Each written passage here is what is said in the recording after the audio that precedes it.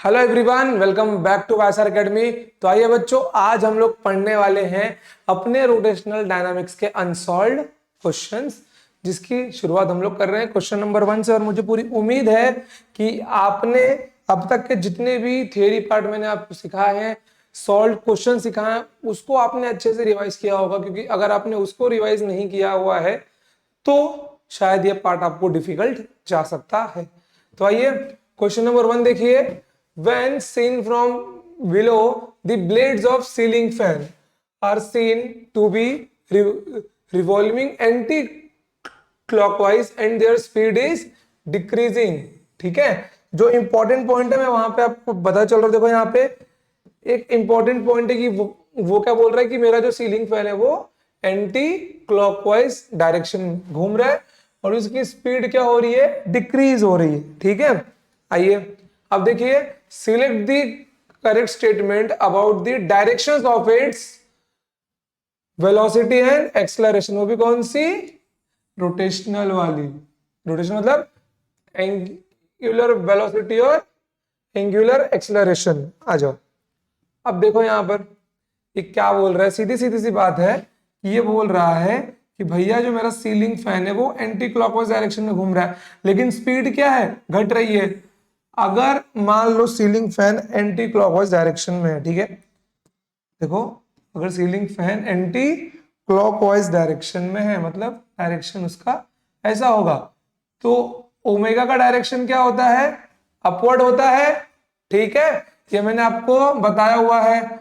और अगर speed decrease हो रहा है तो अल्फा का डायरेक्शन कहां होगा, नीचे होगा। अगर बोलता स्पीड इंक्रीज हो रहा है तो ओमेगा और अल्फा साथ में होते हैं, बट क्या बोल रहे हैं कि स्पीड डिक्रीज हो रहा है तो ओमेगा अपवर्ड रहेगा और अल्फा डाउनवर्ड रहेगा। तो आएगा अपना option number A, omega is upward and alpha is downward. आ जाओ, omega is upward and alpha is downward, option number A अपना आंसर होगा। चलो बढ़ते हैं आगे अगले क्वेश्चन पे। देखो क्या लिखा हुआ है, अ पार्टिकल ऑफ मास, मैं यहाँ पे बैठ के पढ़ता हूँ। देखो यहाँ पे क्या लिखा हुआ है, फ्रेम में दिख रहा हूँ ना, ठीक है, दिख रहा हूँ।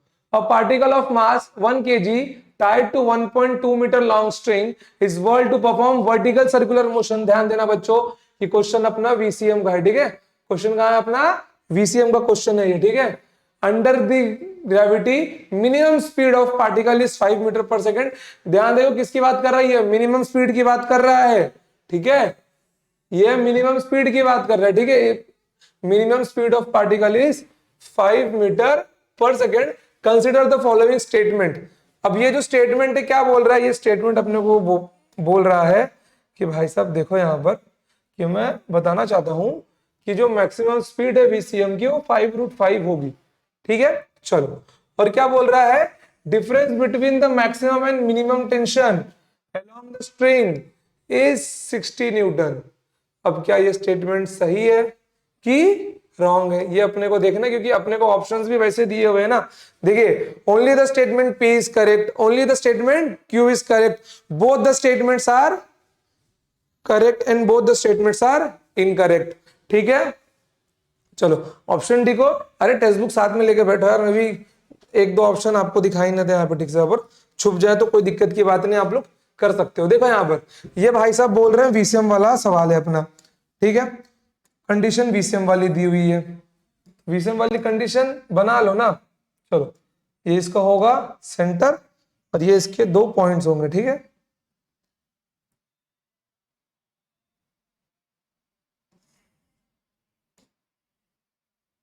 देखो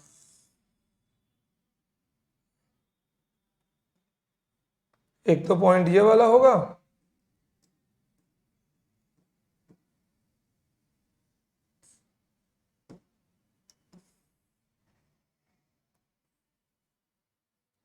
एक दूसरा पॉइंट ये वाला होगा।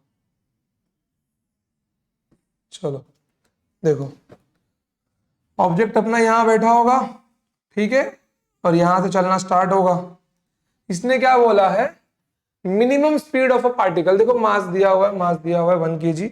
ठीक है, जो जो इंफॉर्मेशन दिया होगा अब सिलेक्ट हो जा।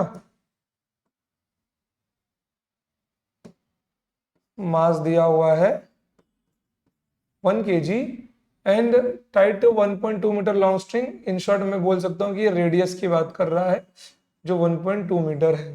ठीक है, क्योंकि शायद इसका यूज अपने को ना आवे।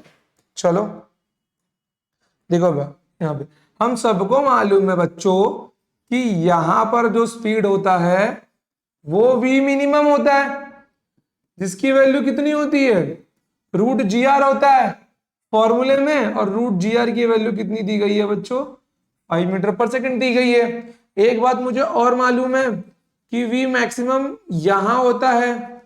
ठीक है, v मैक्सिमम की वैल्यू कितनी होती है, √5 GR। कितनी होती है, √5 GR। अब यहाँ पे एक काम करो आप लोग ना, यहाँ पे एक काम करो आप लोग कि √5 को बाहर निकाल लो और ये आपका GR कितना मिल जाएगा, यहाँ पे देखो 5√5 मिल जाएगा। ठीक है, लिखो इसको आप लोग। ठीक है बच्चों, लिखा है आपने, आ जाओ। तो देखो यहाँ पर √5 GR, √5 बाहर निकाल लो, √GR, तो 5√5 मेरा क्या बन जाएगा आंसर। तो मेरे V मैक्स की वैल्यू क्या है, करेक्ट दिया हुआ है, maximum speed must be 5√5 metre per second. तो ऑप्शन पी इज करेक्ट। तो आ जाओ देखो, ऑप्शन नंबर डी अपना निकल जाएगा, ये तो रॉन्ग हो गया। ठीक है, और both the statements are correct, P is correct. अब 3 स्टेटमेंट बचा है, अगर क्यू रॉन्ग होता है तो ऑप्शन ए आएगा, अगर क्यू अपना करेक्ट होता है तो ऑप्शन सी आएगा। चलो अब ऑप्शन सी को वेरीफाई करते हैं। ऑप्शन सी क्या है, देखो मेरा, सॉरी, ये difference between maximum and minimum tension along the stream. अरे भाई साहब, difference between the maximum and minimum tension मैंने आपको बताया है ना, क्या बताया है कि यहां पर क्या लग रहा होगा, ये पॉइंट ए है, ये पॉइंट बी है। डेरिवेशन रिकॉल करो वीसीएम वाला, ये टीए था और यहां के स्ट्रिंग में टेंशन टीबी था।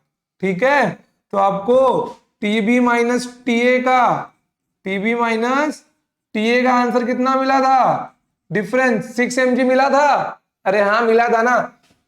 चलो टेंशन एट जीरो कितना था, मतलब प्रॉपर जीरो नहीं होता, अप्रोक्सीमेटली जीरो ही होता है, प्योर जीरो नहीं होता। ठीक है, तो मैं TB equals to TB minus TA, चलो कुछ नहीं, इसको एज इट इज रखो, जीरो नहीं करते तो भी डिफरेंस की वैल्यू निकालनी है ना। हटाओ इसको यहां से, हटाओ। चलो देखो यहां पर 6 m की वैल्यू 1 kg, g की वैल्यू 10, कितना मिल गया 60 न्यूटन। तो इनके टेंशन के बीच का डिफरेंस कितना 60 न्यूटन है। तो option P and Q both are correct. तो option number C is my correct option, both the statements are correct. कोई डाउट इसके अंदर, सिंपल क्वेश्चन था। बढ़ते हैं आगे, चलो अब देखो सर्कुलर मोशन वाला पार्ट अपना निपट गया है। अब आता है अपना रोटेशनल डायनामिक्स का एमसीक्यू स्टार्ट होता है। टोटल 5 एमसीक्यू दिए गए हैं बच्चों, बट मैं आपको एक ऐसी शीट प्रोवाइड करूंगा, इसके बाद आपको हमारे टेलीग्राम चैनल पे मिल जाएगा, जिसके अंदर मैंने आपके लिए 50 एमसीक्यूज और 25 अनसॉल्व्ड न्यूमेरिकल्स नए पैटर्न वाले जो बोर्ड्स में पूछे जा सकते हैं। ठीक है, बिल्कुल टेक्स्ट बुक के नहीं दिए मैंने आपको, एकदम नए क्वेश्चंस दिए हैं। अगर वो 75 क्वेश्चंस आप लोग प्रैक्टिस कर लेते हो, ठीक है, और बहुत ही जल्द उनकी भी वीडियोस आपको यहाँ पे मिलेंगे, बट फर्स्ट आपको क्वेश्चन सॉल्व करने होंगे। ठीक है, तो अगर आप उसको कर लेते हो तो अप्रोक्स आपके 5 नंबर पक्के बोर्ड में। ठीक है, क्योंकि जो बच्चा न्यूमेरिकल जिसको आता है उसकी थ्योरी तो वैसे ही स्ट्रांग होती है। ठीक है, चलो अगला वाला सवाल देखो क्या बोल रहा है। Select the correct statement about the formula expression of moment of inertia in terms of mass of the object and sum of its distance parameters such as r and l etc. अपने को options verify करना है। ठीक है, देखो different objects must have different expressions for moment of inertia. भाई ये option कभी सही हो ही नहीं सकता। क्या अलग अलग ऑब्जेक्ट के पास बिल्कुल ही अलग अलग मोमेंट ऑफ इनर्शिया होगा। जैसे फॉर एग्जांपल देखो यहां पर सपोज करो मैंने आपको बताया है moment of inertia of ring about diameter. ठीक है, ये यहां पे एक्सिस ऑफ रोटेशन का इसका डायमीटर पे है। कितना होता है भाई ये mr² होता है moment of inertia of disc, जहां पे उसका एक्सिस ऑफ रोटेशन सेंटर से पास हो रहा है और परपेंडिकुलर टू दी प्लेन है, ये भी mr² हो रहा है। तो डिफरेंट ऑब्जेक्ट्स का मोमेंट ऑफ इनर्शिया कभी कभी सेम भी होता है, तो मस्ट भी नहीं होता यहाँ पे, मे भी हो सकता था, तो ये ऑप्शन सही होता। चलो अपना ऑप्शन नंबर ए तो क्या हो गया, गलत हो गया।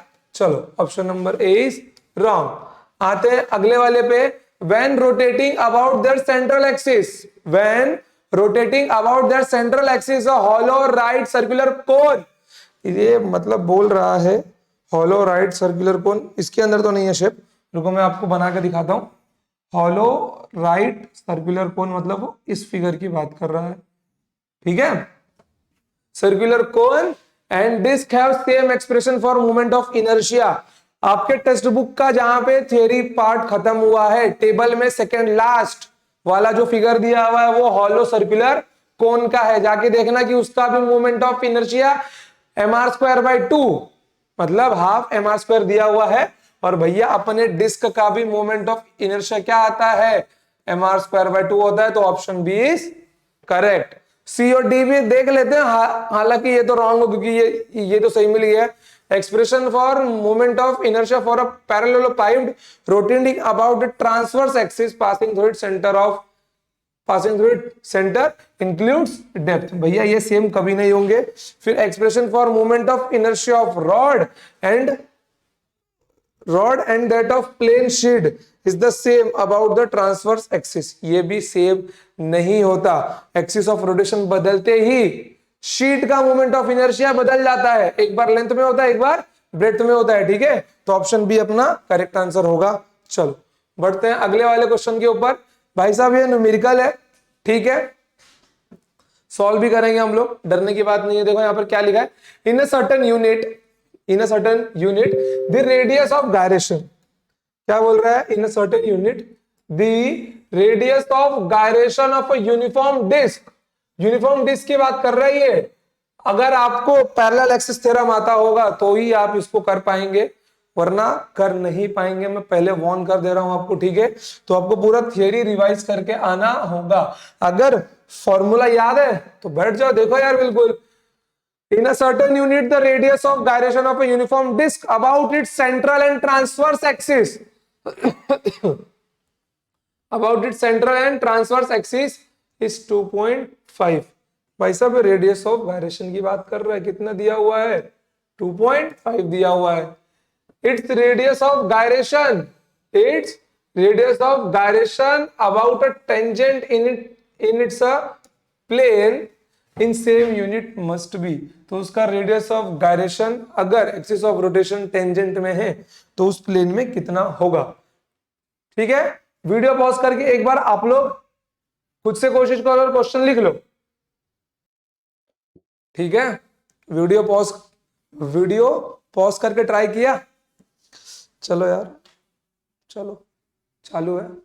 देखो यहां पर क्या लिखा हुआ है, in a certain unit the radius of gyration of a uniform disk about its central axis and transverse axis is 2.5। भाई साहब सीधा सीधा इसने k का वैल्यू दिया हुआ है, लेट सपोज कि मैं इसको k1 बोल दे रहा हूं, ये बोल रहा है कि ये, अरे यार 25 हो गया क्या, 2 मिनट टेक्स्ट बुक में देखने दो यार, क्या क्वेश्चन क्या है। अरे ये रूट है, ठीक है, ये रूट 2.5 है, रुक जाओ, ये रूट है, ठीक है, ये रूट 2.5 है, ठीक है। दूसरा रंग से करता हूँ, मैं भी दिखाई ना दे रहा हूँ, ये रूट 2.5 है। क्वेश्चन को ठीक कर लो बच्चों, ठीक है, रूट 2.5 है। The radius of gyration must be, तो k1 की वैल्यू दी हुई है आपको, k1 का वैल्यू दिया हुआ है आपको रूट 2.5, आ जाओ, ठीक है। The radius of gyration about tangents in its plane, ठीक है। डिस्क की बात कर रहा है, अगर मेरा मोमेंट ऑफ इनर्शिया, ठीक है, कहां हो, सॉरी, अगर मेरा axis of rotation about the tangent और वो भी प्लेन में हो तो कितना होगा। चलो सबसे पहली बात है कि यहाँ पे क्या हो रहा है, पहला एक्सिस ऑफ रोटेशन कहां से पास हो रहा है, central and it's transverse axis. चलो इसका मुझे फॉर्मूला पता है क्या होता है, mr²/2 होता है, तो I k1 इक्वल्स टू, अरे यार यहाँ पे आएगा आई के इक्वल्स टू आई, ठीक है। इसका फॉर्मूला क्या बन जाएगा, एम के स्क्वायर मतलब M K one square equals to, इसका मोमेंट ऑफ इनर्शिया क्या होगा, uniform disc, axis of rotation कहाँ दिया है, सेंट्रल एंड ट्रांसवर्स एक्सिस दिया हुआ है, तो एम से एम कैंसिल होगा, के की वैल्यू दी हुई है मुझे, आर स्क्वायर की वैल्यू क्या मिल जाएगी, 2k1 स्क्वायर मिल जाएगी। देखो बच्चों मैं यहाँ पे ना आर स्क्वायर को सॉल्व नहीं करने वाला क्योंकि रेडियस नहीं पूछा गया है, इस आर स्क्वायर का मुझे आगे नीड पढ़ने वाला है। तो आर स्क्वायर इक्वल टू कितना मिल जाएगा, 2 इंटू रूट ऑफ 2.5 का होल स्क्वायर, तो ये कितना मिल जाएगा, 2 इंटू 2.5 ही रखता हूं मैं, या फिर आप 5 भी रख सकते हो आर स्क्वायर की वैल्यू। इसके आगे सॉल्व मत करना आप लोग क्योंकि मैं इसके आगे सॉल्व नहीं करूंगा, ठीक है। कोई प्रॉब्लम इसके अंदर, कोई प्रॉब्लम नहीं है। चलो तो ये मुझको मिल गया 5, ठीक है। देखो यहां पर अभी आर स्क्वायर की वैल्यू 5 है, तो अपने को चाहिए radius of gyration about its tangent in its plane. देखो ये मेरा यूनिफॉर्म डिस्क है, ठीक है। ये क्या बोल रहा है भाई साहब कि अब axis of rotation about its tangent लेकिन प्लेन में है, तो जाहिर सी बात है ना भाई। रुको मैं फिगर ना थोड़ा सही से बना लूं, शेप वगैरह तो है अपने पास, तो काहे इतना कर रहे हैं। देखो ये मेरा यूनिफॉर्म डिस्क है, ठीक है, ये मेरा यूनिफॉर्म डिस्क है, और ये रहा अबाउट इट्स टेंजेंट, वो भी इसके प्लेन में, ठीक है। इसके अराउंड मूवमेंट ऑफ इनर्शिया कैसे निकलेगा भाई, हम सबको पता है पैरेलल एक्सिस थ्योरम से निकलेगा, ठीक है। तो देखो यहां पर कितना मिल जाएगा, I equals to I C O M plus M R square, ठीक है। इसके बीच का डिस्टेंस आर होता है। अबाउट डायमीटर कितना होता है डिस्क का मोमेंट ऑफ इनर्शिया, ठीक है, कितना होता है ये, M R square by 2, okay. Radius of gyration about tangent in its plane in the same unit must be, ठीक है बच्चों।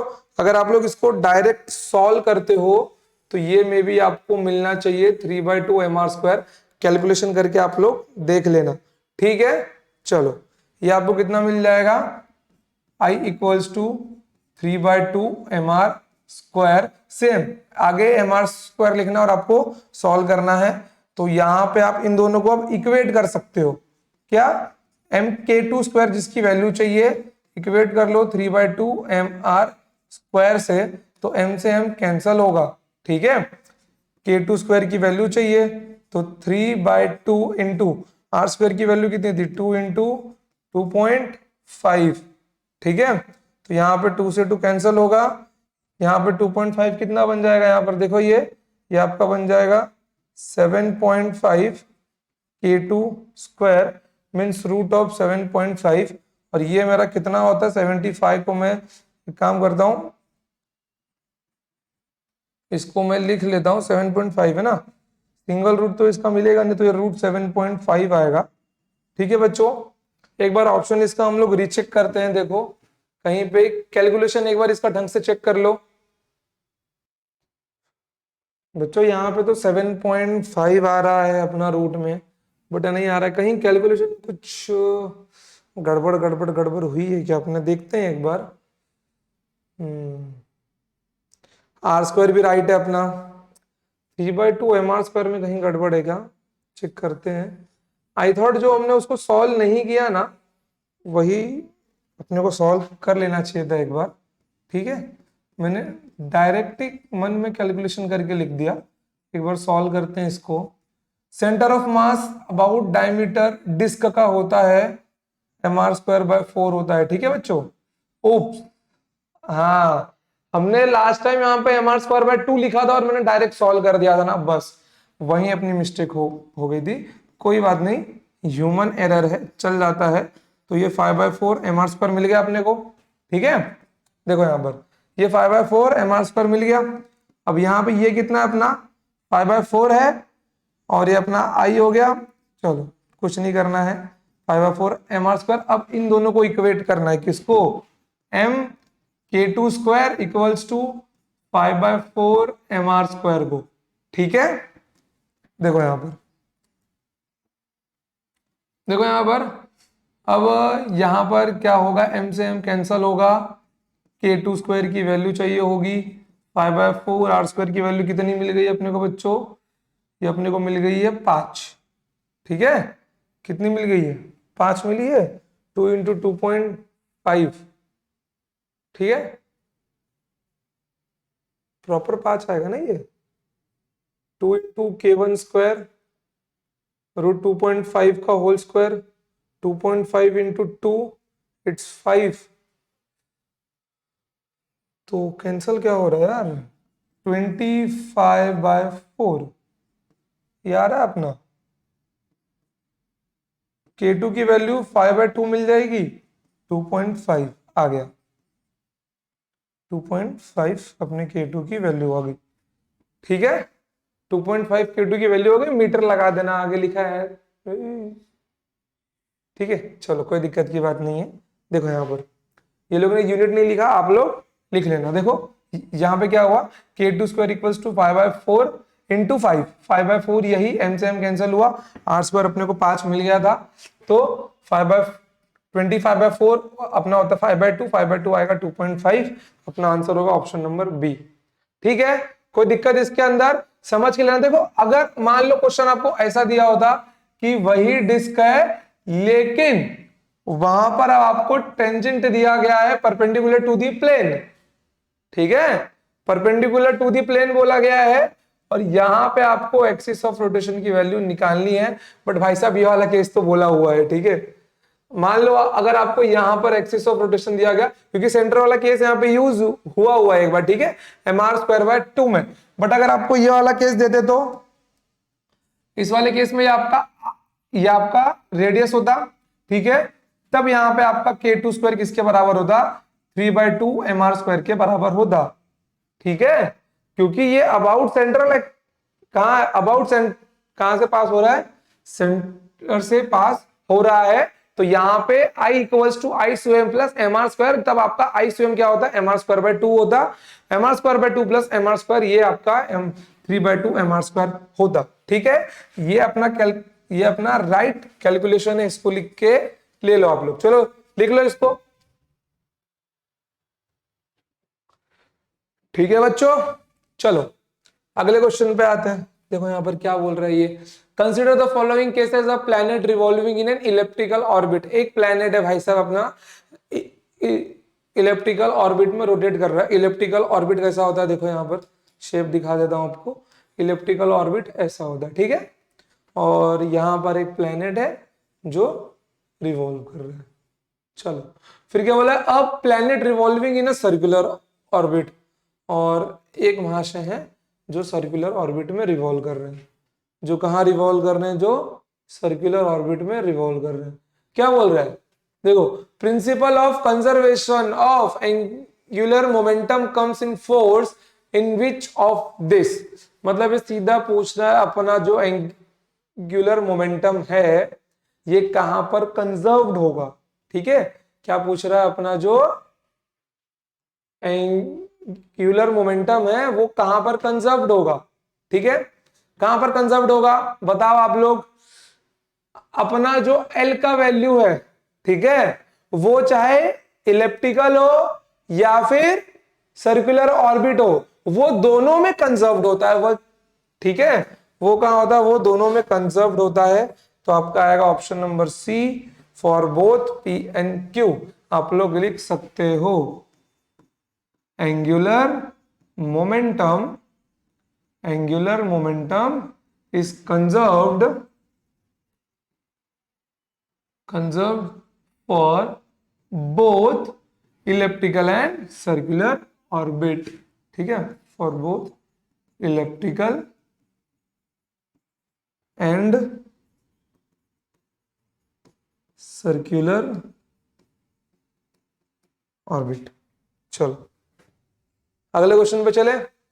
देखो यहां पर क्या लिखा हुआ है, a thin walled hollow cylinder is rolling down. A thin walled hollow cylinder is rolling down on a inclined, ठीक है, down and inclined without slipping at any instant, then ratio of. देखो आपके टेस्ट जब last time हमने ये topic किया हुआ था, कौन सा? रोलिंग मोशन का, इसके जस्ट पिछले वाला वीडियो है, वहां पे हमने हॉलो स्फीयर का निकाला था। अब भाई यही रेशियो हमको निकालना है किसके लिए, यही रेशियो हमको निकालना है किसके लिए, हॉलो सिलेंडर के लिए। और जाहिर सी बात है ये जो रेशियो है अपना, ठीक है, ये जो रेशियो है कौन सा रेशियो, रोटेशनल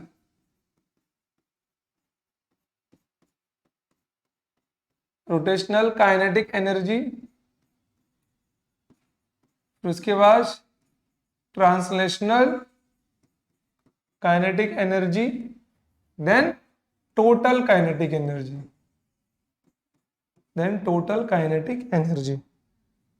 ठीक है, रेशियो आपको याद होगा, देखो उस दिन जो रेशियो था ना वो ऐसा कुछ था, ठीक है, आपको रेशियो अगर याद हो वो रेशियो कुछ ऐसा था, 1:k²/r² प्लस 1/k² ठीक है, ये था मेरा ट्रांसलेशनल काइनेटिक एनर्जी, ठीक है, ट्रांसलेशनल काइनेटिक एनर्जी, ये था रोटेशनल काइनेटिक एनर्जी, और ये था मेरा टोटल काइनेटिक एनर्जी। ठीक है, क्या था ये, टोटल काइनेटिक एनर्जी का रेशियो था। कुछ नहीं करना है बच्चों, केवल रेशियो को सही जगह लिखना, यही रट्टा मार के मत लिख देना वरना फंस जाओगे, रेशियो में गलती मिल जाएगी। यहां पर आएगा k²/r², यहां पर आएगा 1 और यहां पर आएगा 1 + k²/r²। अब सिर्फ किसकी वैल्यू चाहिए मुझे, k²/r² की वैल्यू चाहिए, तो उसकी वैल्यू मैं कहां से निकालूंगा, दोनों के मोमेंट ऑफ इनर्शिया को इक्वेट करके, तो यहां पे आएगा mk² = ik = I, ठीक है, a thin walled hollow cylinder, इसका कितना था moment of inertia, hollow cylinder की बात कर रहा है बच्चों, मतलब किसकी बात कर रहा है, ये रिंग टाइप स्ट्रक्चर की बात कर रहा है। कितना मिला था मोमेंट ऑफ इनर्शिया अपने को रिंग का, याद है कितना था, बताओ बताओ बताओ कि उसका मोमेंट ऑफ इनर्शिया कितना था। चलो ये क्वेश्चन आप लोग खुद से सॉल्व करो, एक बार 1 मिनट का टाइम लो, वीडियो पॉज करो, क्वेश्चन सॉल्व करो। चलो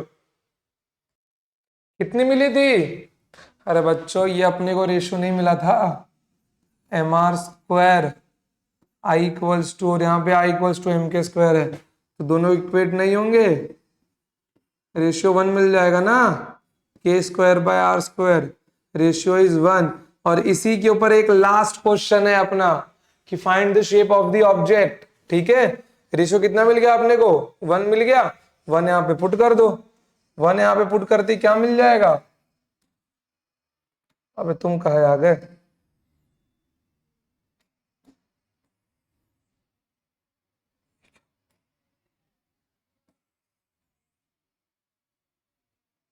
बुड़बक, कोई नहीं यार, चलो मिटा देता हूं मैं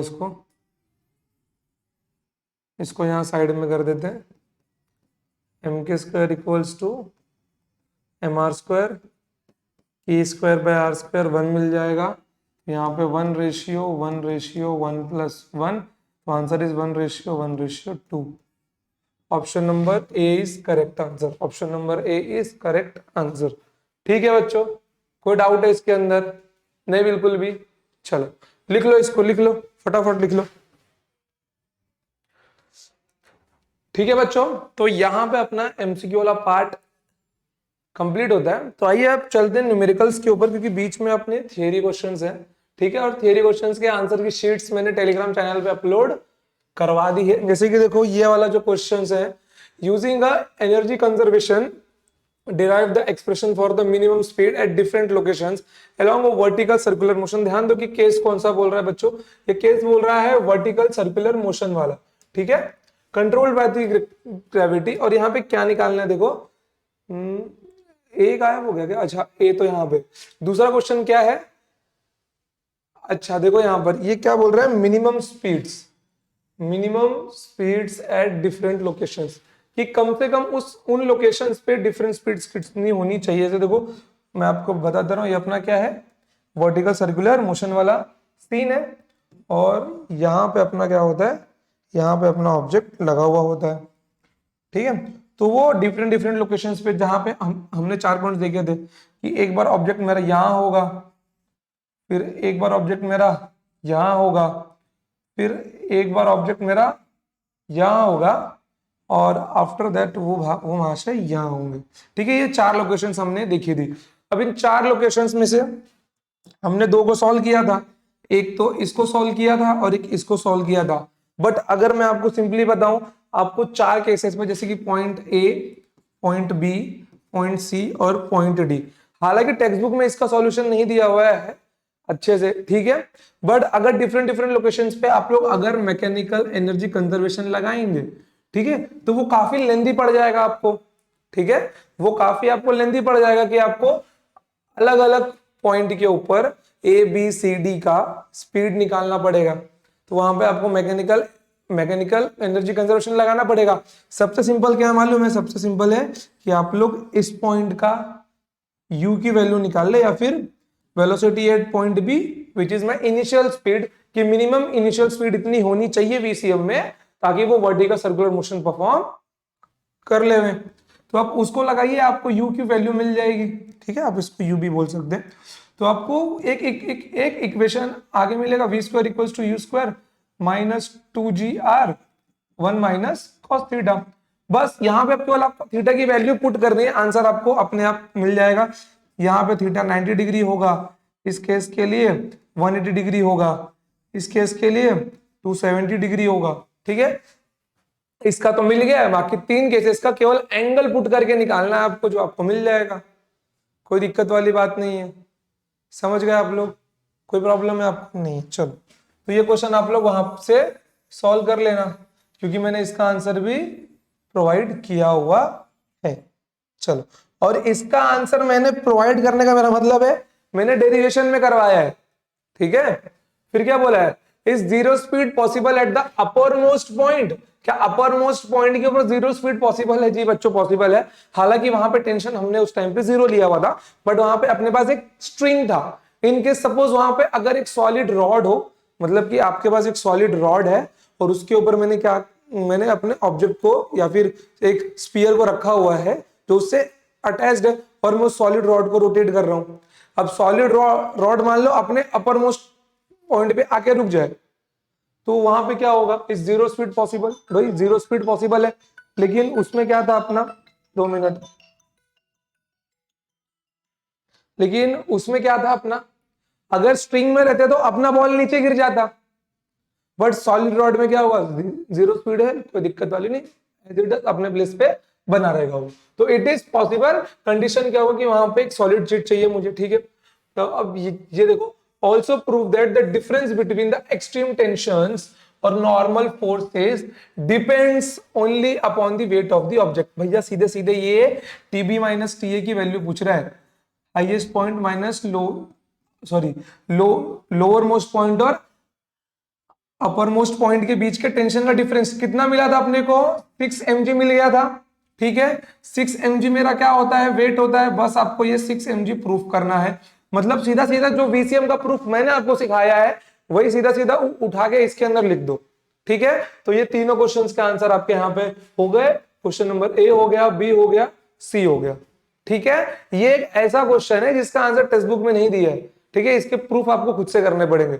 टीबी माइनस टी कितना मिलेगा आपको? 6 mg मिल जाएगा, कोई प्रॉब्लम वाली बात नहीं है, ठीक है। टीबी आपको कहां से मिलेगा? फ्री बॉडी डायग्राम से आपको ये आंसर निकालना होगा, ठीक है। हालांकि अगर आप लोग टेंशन का एक जनरल इक्वेशन बना लेते हैं जहां पे सिर्फ आपको थीटा रखना पड़े, आप उससे भी निकाल सकते हैं। टीबी के लिए थीटा की वैल्यू होगी 0 डिग्री और टीए के लिए थीटा की वैल्यू क्या होगी? 180 डिग्री होगी, ठीक है। तो वहां पे आपको टीए 0 मिल जाएगा और टीबी की वैल्यू 6 mg मिल जाएगी, तो टीबी माइनस टी कितना मिल जाएगा आपको? 6 mg मिल जाएगा। चलो बढ़ते हैं आगे। अब देखो ये क्या है? Discuss the necessity of radius of gyration, define it on what factors does it depends and does not depend, can you locate some similarity between the centre of mass and radius of gyration. अब देखो बच्चों, यहाँ पे आपको मैं एक जगह दिखाता हूं। देखो यहाँ पे लिखा गया है सेंटर ऑफ मास, तो ना आपके जो टेक्सचुअल वाले क्वेश्चंस है वो थोड़े से आपको लेंदी पड़ सकते हैं, ठीक है, जिनके आंसर आपको टेक्स्ट बुक में ना मिले। इसके लिए मैंने सॉल्यूशन पीडीएफ अपलोड की है टेलीग्राम चैनल पे, जाके सॉल्यूशन पीडीएफ देखना और आंसर्स को सारे एक बार रीड करके अपने नोटबुक में भी लिखना, ठीक है। यहाँ पे बोला गया है सेंटर ऑफ मास की बात कर रहा है, ठीक है। देखो अब आपके टेक्स्ट बुक में सेंटर ऑफ मास के बारे में कोई टॉपिक नहीं है, ठीक है। उन्होंने डायरेक्ट मूवमेंट ऑफ इनर्शिया से ही स्टार्ट किया हुआ है, तो इसका आंसर टेक्स्ट बुक में मत ढूंढना आप लोग बिल्कुल भी, ठीक है। चलो फिर उसके बाद क्या है, what can you infer if uniform ring and uniform disc have the same radius of gyration. ठीक है, अब देखो ये जो एक सेपरेट कंडीशन यहाँ पे दिया क्या हो रहा है इसको, ठीक है, ये जो सेपरेट कंडीशन यहाँ पे दिया हुआ है इसका भी आंसर मैंने प्रोवाइड किया हुआ है। जितने भी थियरी क्वेश्चंस हैं यहाँ पर सारे थियरी क्वेश्चंस आपको पढ़ लेने, केवल एक प्रूफ था आपका कहां पे, क्वेश्चन नंबर 4 में। चलो फिर उसके बाद में क्या है, ये सारा डेरिवेशंस है, ठीक है, ये सब आपका बाकी है, ये सब मैं आपको करवाऊंगा। क्वेश्चन नंबर 10 देखो यहां पर, ये देखो क्या लिखा है, discuss the interlink between translational, rotational and total kinetic energies of a rigid body that rolls without slipping, that rolls without slipping, ठीक है, that rolls without slipping। अब ध्यान से देखो बात यहां पर, अपने को रेशो मिला था ना, रेशो मिला था ना 1:k² by R square, ratio 1+k² by R square, वही रेशियो आएगा यहाँ पर, उसको ही यूज करना है, बस सिंपल क्वेश्चन है। अभी एक एमसीक्यू भी देखा उसके ऊपर, कहां गया वो एमसीक्यू कहां गया अपना, जो इसके ऊपर जो इसके ऊपर था, अरे थम जा मेरे भाई, थम जा, कहां गया, ये देखो इसके ऊपर ही था ना, इंटरलिंक रिलेशन बिटवीन, ठीक है, कहां गया क्वेश्चन, ये रहा, ये नहीं है, ठीक है, चलो इसी से मिलता जुलता आंसर रहेगा। चलो फिर क्या, a rigid body object is rolling down on inclined plane, derive expression for the acceleration along the track speed after falling through a certain vertical distance। ठीक है, इसका भी आंसर मैंने दिया हुआ है। अगर आपने रोलिंग मोशन वाला इंक्लाइन प्लेन का प्रूफ अच्छे से किया हुआ है तो इसका आंसर मैंने प्रोवाइड किया हुआ है, बहुत सिंपल प्रूफ है, ये भी आपको समझ में आ जाएगा। ठीक है बच्चों, तो ये अपने थ्योरी क्वेश्चंस का एंडिंग है और यहां से अपना स्टार्ट होता है न्यूमेरिकल्स, जहां पे क्वेश्चन नंबर 12 से लेकर 13, 14, 15, 16, 17, 18 तक आपके आएंगे सर्कुलर मोशन वाले न्यूमेरिकल्स। ठीक है, फिर उसके बाद में 19 से आपका स्टार्ट होगा रोटेशनल डायनामिक्स का न्यूमेरिकल।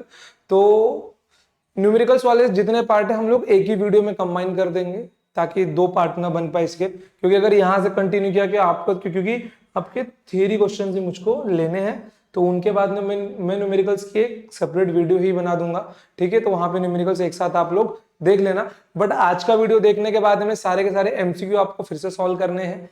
ठीक है, फिर उसके बाद में जितने थियरी क्वेश्चंस है पढ़ना है, सॉल्यूशन पीडीएफ मैंने प्रोवाइड की हुई है, वो भी आपको वापस देखना है और नेक्स्ट पार्ट में हम लोग सारे के सारे अनसॉल्व न्यूमेरिकल्स करके देखेंगे। इन केस अगर आपको थियरी क्वेश्चंस के भी आंसर चाहिए कि मैं आपको अच्छे से समझाऊंगा तो आप लोग मुझको कमेंट सेक्शन में बता सकते हैं कि सर हमको थियरी क्वेश्चंस के भी आंसर आप एक बार बता दीजिए, तो मैं वो भी आपको एक सेपरेट वीडियो बना के दिखा दूंगा। ठीक है बच्चों, तो आज के लिए इतना ही, मिलेंगे नेक्स्ट टाइम जहां पे हम लोग अपना अनसॉल्व न्यूमेरिकल्स करने वाले हैं। तो आप लोग जितने फॉर्मूला थे सब रिवाइज करके आना, ठीक है, फॉर्मूलास को भी मिस मत करना, हालांकि मैं चैप्टर स्टार्ट करने का पहले भी एक बार फॉर्मूला आपको बता दूंगा। तो आज के लिए इतना ही, मिलते हैं next time, till then tata, जय हिंद, जय भारत, लव यू ऑल, पढ़ते रहिए हमेशा। ठीक है।